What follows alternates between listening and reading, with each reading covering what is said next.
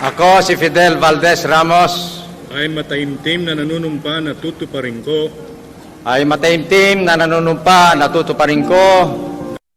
Nagtaliwan rin si Anay President Fidel V. Ramos sa edad niya 94 anyos katong Hulyo 31, 2022. Nagpalabot kang mensahe kang pag-unong ang Malacanang sa pamilya Ramos. Sa sangka statement, kinpahayag ni Press Secretary Trexie Cruz Angeles, kabahal kadyang ginbilin nga ligasiya ni FBR kag naging paragyan kang pira ka mapagbago sa pungsod.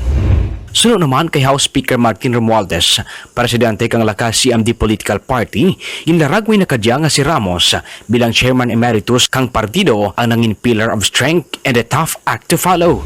Nangin standard man si FBR sunod kay Romualdez kung ano dapat ang mangin kalidad kang sa kalider sa Pilipinas.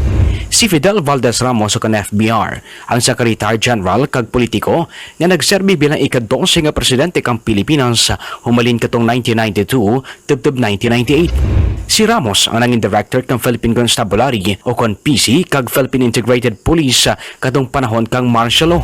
Tanaman kadya ang may nangin bakil nga papel sa 1986 People Power Revolution matapos nga magliskad bato kay Anay President Ferdinand Marcos Sr.